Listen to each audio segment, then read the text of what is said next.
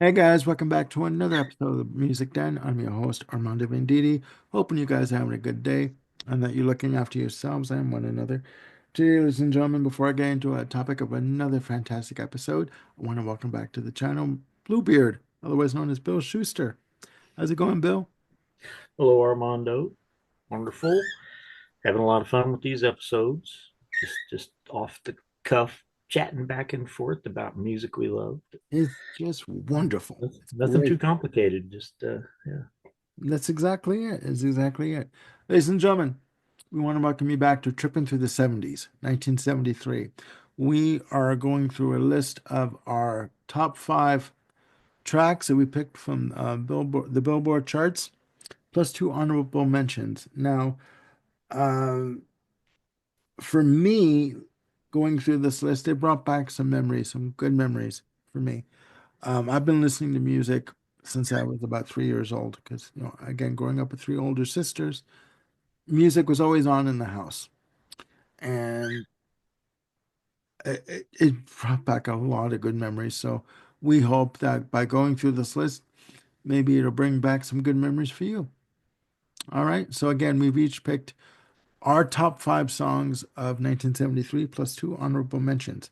So, as is customary with these episodes, I'm gonna uh, pass the virtual mic over to Bill, and he's gonna give us his first pick or his number five pick for 1973. All right, we're hitting the one hit wonder bin again here.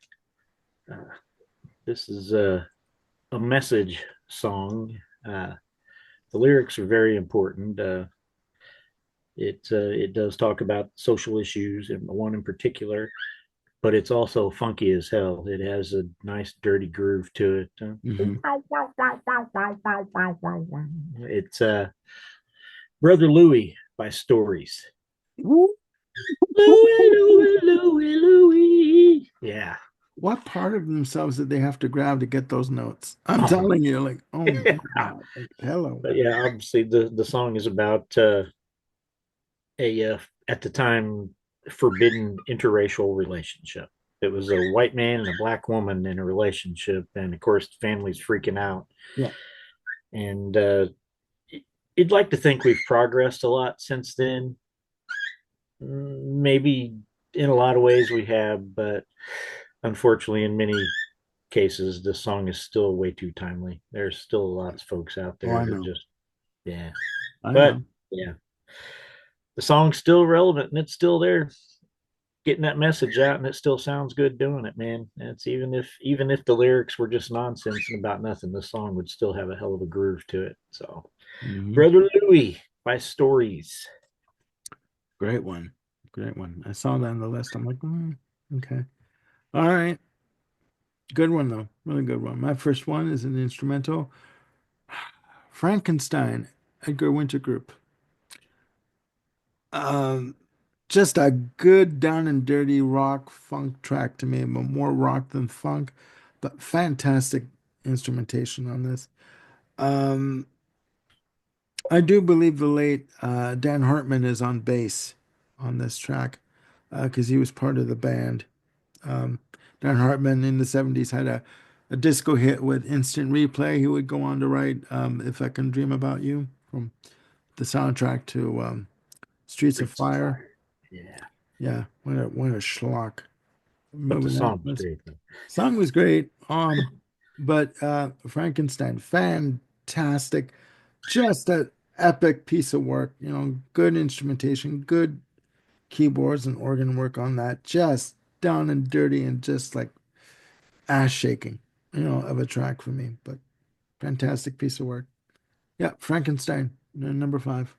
Yeah, I don't know how that didn't make my list, frankly. I mean, that song is always in my head. It constantly just comes up. Uh, my job, I operate certain odd little vehicles. It's that we use to back things up and move things around, and they have horns on them. And when I'm backing up, so people know I'm coming.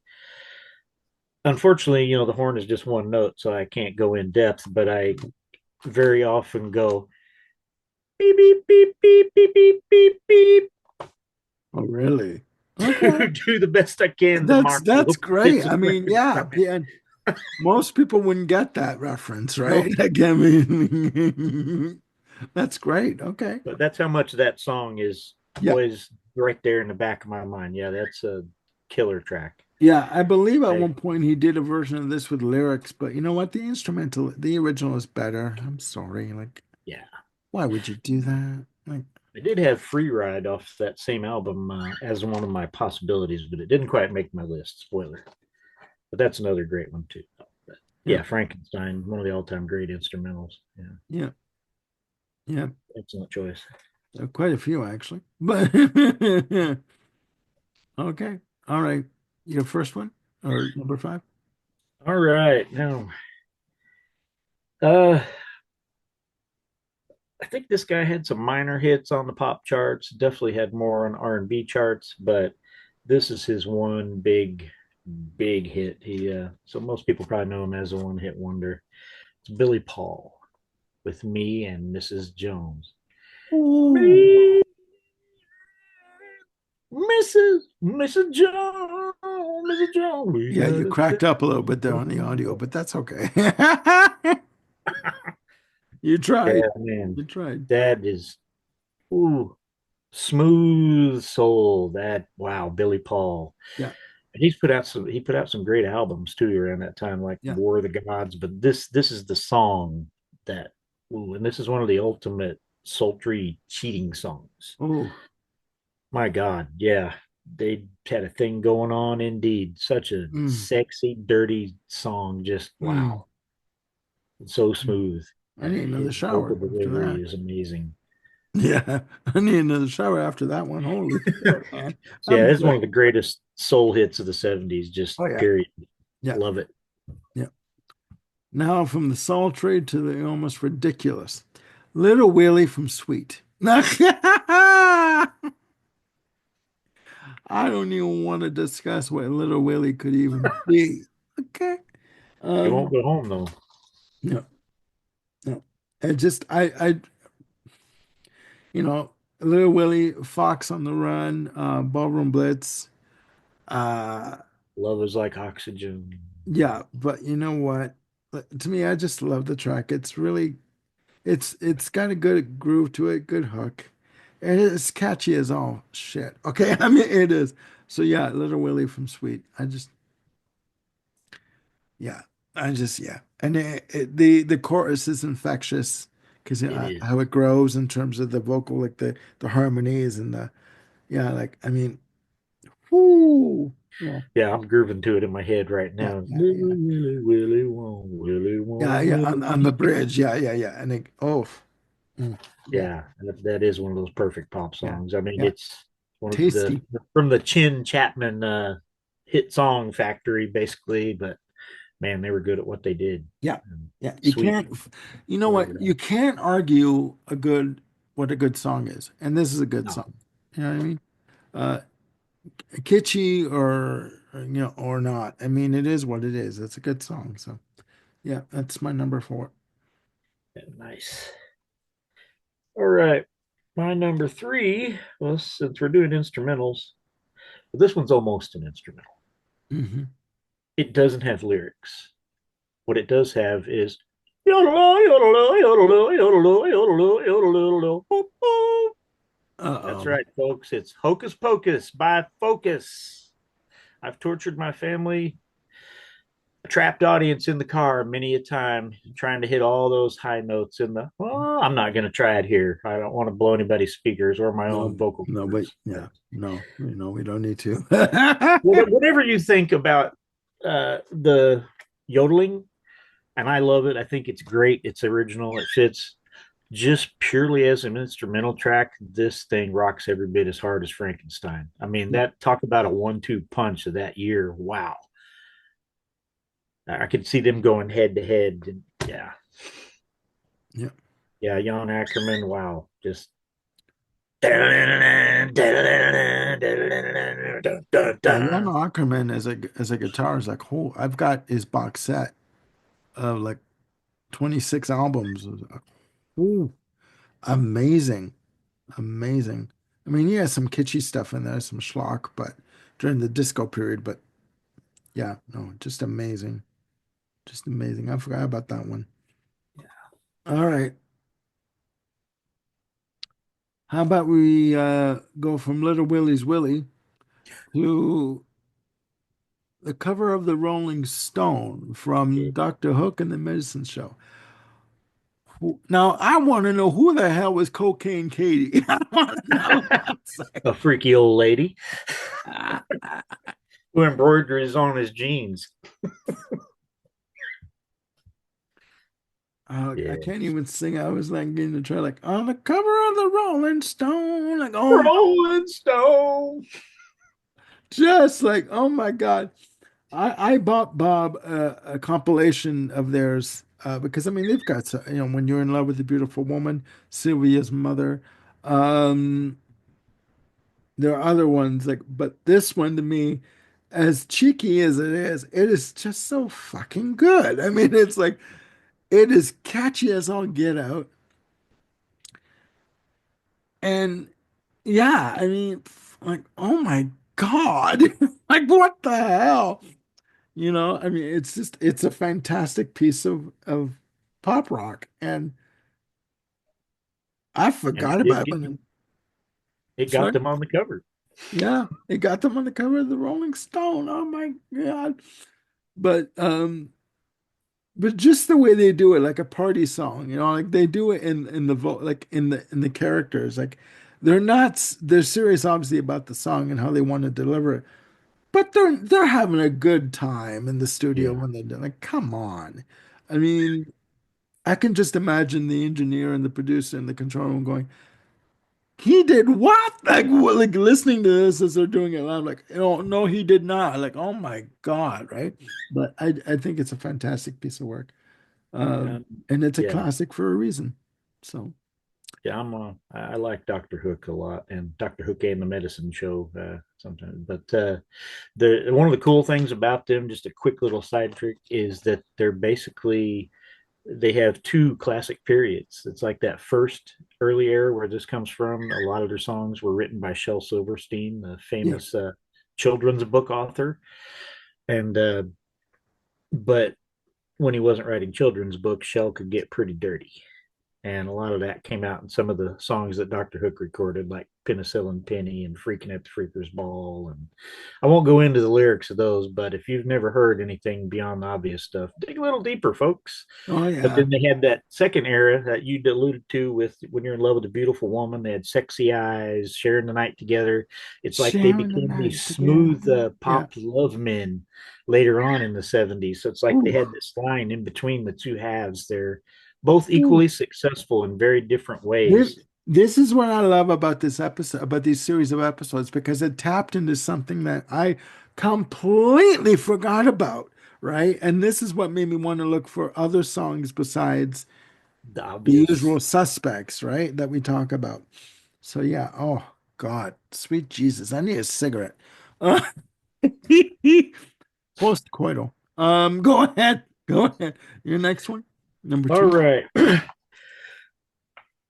Well, all right. He's been a contender a couple other places, and he made it with the Beatles. This time he's finally going to make it.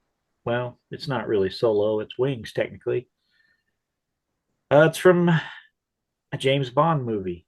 It's Live and Let Die by Paul McCartney and Wings. Yeah, that's another one of those, as mentioned with Tesla earlier in their cover of Signs. This is one that a lot of people may know this as a Guns N' Roses song.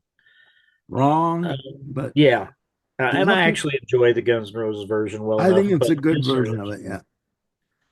original, the original, wow, it's intense. It Yeah. really is. I mean, Yeah. it's not as heavy in the way that Guns N' Roses would do it later, but for its time, it and its instrumentation, it's very heavy.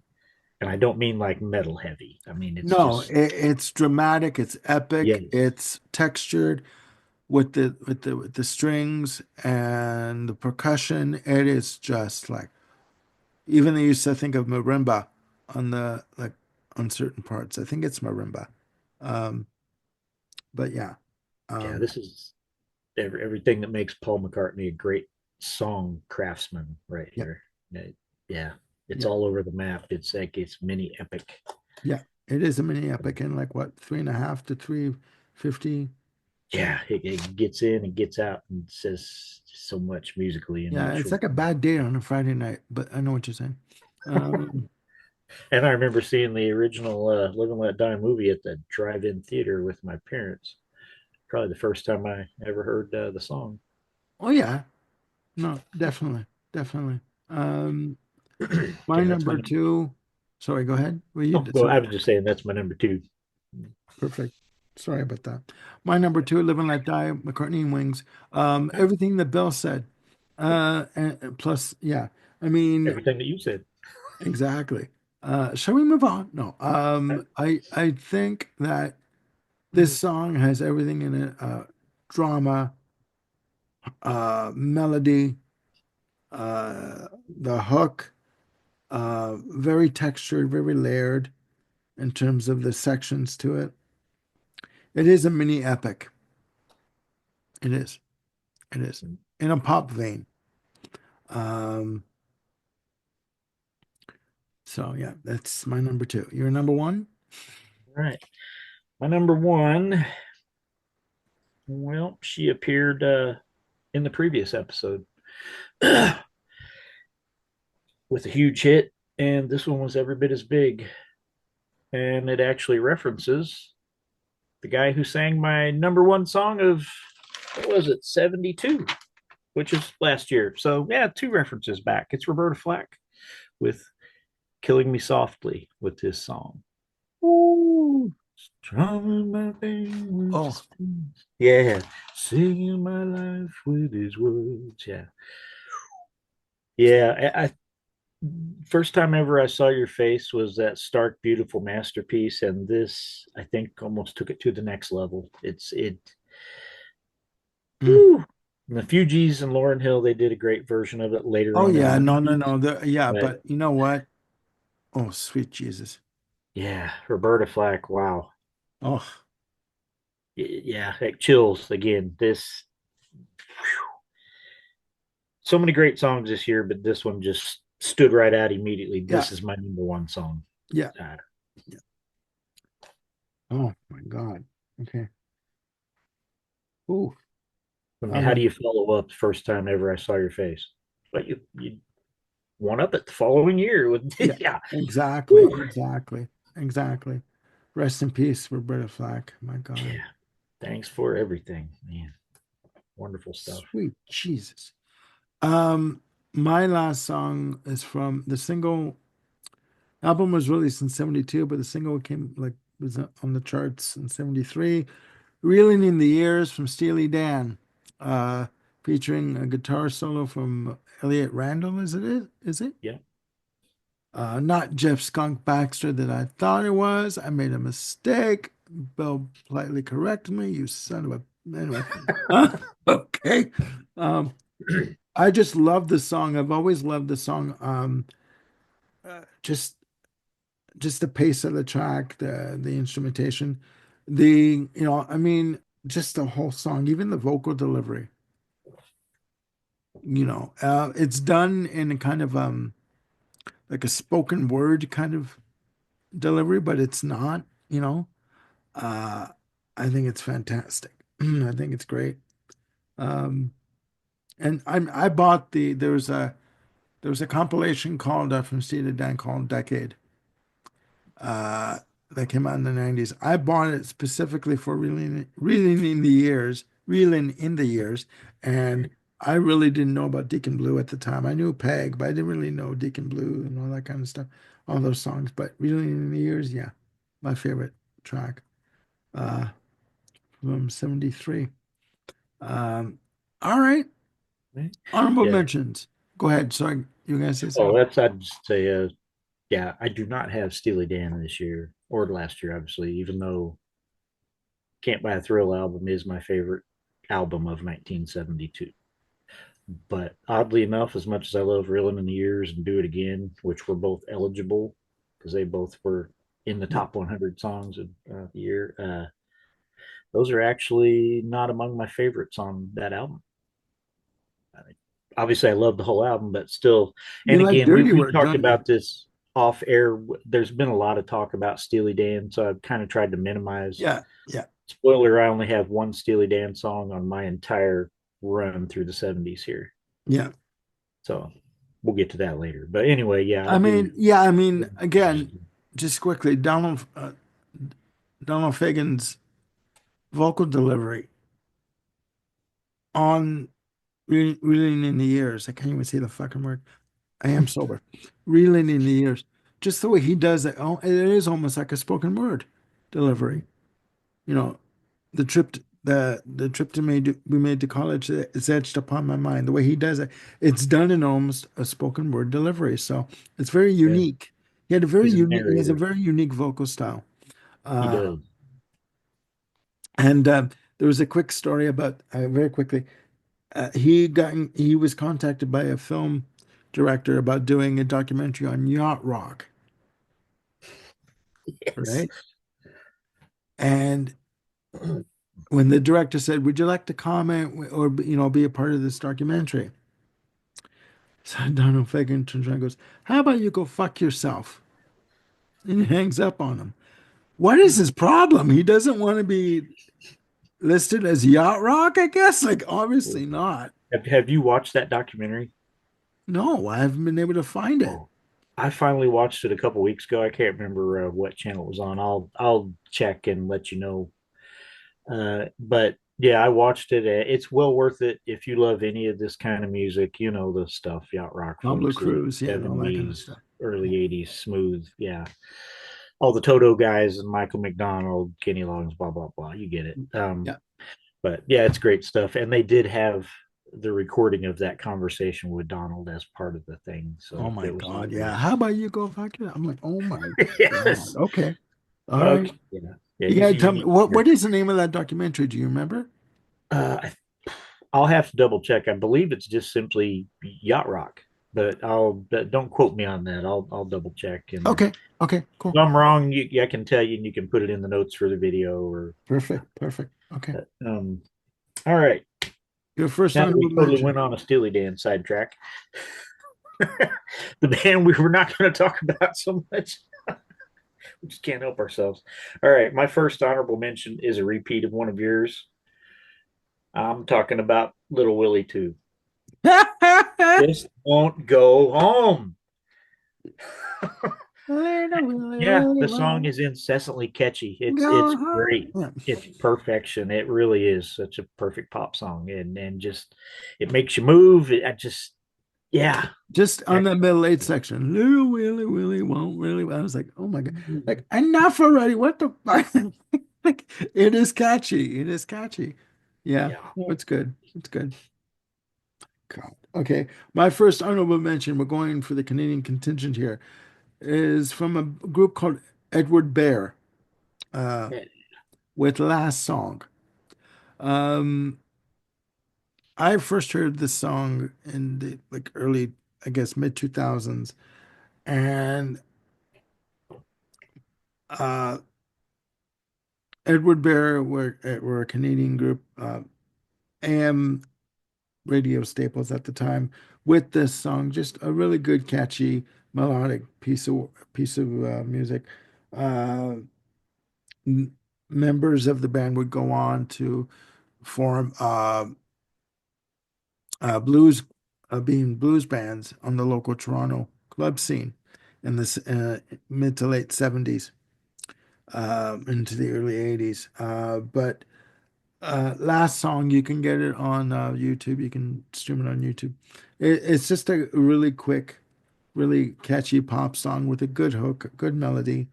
Do you know that song? It's the last song I'll I'll ever ever write for write you. Yeah, yeah, for. Yeah, absolutely.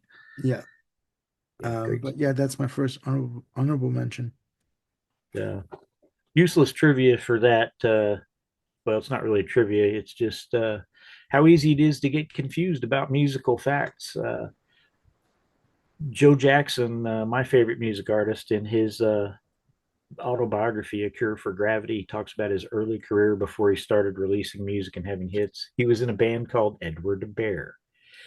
And so after I read his book, I thought it was that Edward Bear because I already Oh, okay. knew, and Okay. I was wrong. It was a totally different band called Edward Bear. So for a while, I thought Joe Jackson actually was out playing with Edward Bear and having to play Last Song out in yeah. Okay. So I Okay. totally No, no, made this no. whole thing up in my head just because it was the same band name. No, Never happened. I get it. I get it. And I that's get how it. these false things get started. Musical false. Yeah, I can't think of the word. You know what I'm talking about. Oh, I But know. I know. all right, my number seven, my second honorable mention. This was actually the biggest hit of the year on the Billboard charts. It's Tony Orlando and Don with Tie a Yellow Ribbon Round the Old Oak Tree. Talk about the cheesy, schmaltzy, pure Oh, 70s yeah. gold. Man, Uh, when I played this the other day, I didn't even have it on my original list of considerations, but I went through a second time for that year a couple days ago, and then I decided to go to YouTube and play it, and I got so caught up in it. The basic gist is about a guy who's been in prison away from his love for 3 years, and he's finally released. He's coming home, uh, and yeah. he lets her know, he's on the bus, and if he sees a yellow ribbon around that old oak tree, he'll know that he's welcome home, that she still wants him. And again, this cheesy song is getting me kind of choked up. So, and that's why it was had to I go on my get it. list because when they get to the point in the spoiler, I'm sure you folks have probably heard this song. If not, where you been? I But know. it gets to the part where he gets home and the whole bus cheers because there's 100 ribbons. Yeah.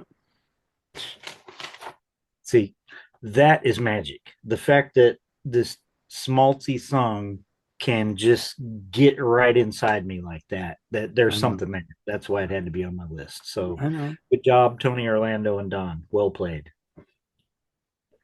I know. No, I know. There's also that song, Knock Three Times. Yeah, Oh, I'm receiving if you want. yeah. Bob's like, Voice oh, on I the used to back. listen to that song in my room all the time. I'm like, it did shows, I can tell. Oh, of Oh, course, Tony Orlando and Don had their own variety show from like 74 to 76, I think it was. yeah. So they were pretty big for a brief moment there before they just kind of suddenly quit, be retired. Oh, I know. I know.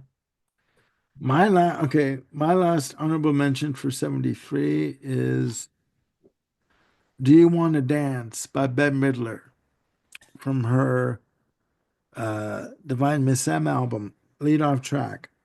And this arrangement, it is slow, it is slinky, it is sensual.